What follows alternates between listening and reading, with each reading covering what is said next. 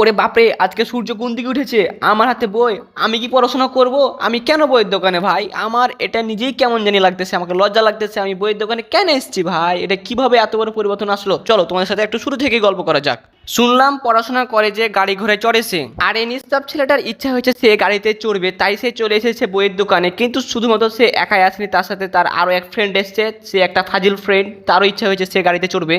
আর এখানে আমি আমার বন্ধু সোহানের একটা পরিচিত দোকানে চলে এসেছি। আমি এবার ইন্টার সেকেন্ড ইয়ারে এবং এখানে নিতে এসেছি ম্যাথ বই, এবং তার পাশাপাশি যদি পছন্দ হয় সেক্ষেত্রে আমি ফিজিক্স বইটা নিয়ে ফেলবো। তো দেখা যাক কি হয় এখানে। আর এটা হচ্ছে সেকেন্ড ইয়ারের উচ্চতার গণিত বই। এই বইটার দাম 390 টাকা, কিন্তু আমি এখান থেকে বইটা কিনে নিই। এখন আমি চলে যাবো রাজশাহীতে সবচেয়ে বড় লাইব্রেরি, বইঘর লাইব্রেরি, এবং এখানে সকল ধরনের বই পাওয়া যায়। আর আমার উদ্দেশ্য সেখানেই যাওয়া। তাদের ব্যবহার চরিত্র অনেক ভালো, তারা কাস্টমারের সাথে অনেক ভালোভাবে কথাবার্তা বলে। ফাইনালি আমি এখন চলে এসেছি বইঘর লাইব্রেরিতে। আমার এখানে কি কি বই লাগবে তাদেরকে ভালোভাবে বুঝিয়ে বলে দিলাম, তারপর সুন্দর করে তারা আমার হাতে বইটা তুলে দিল।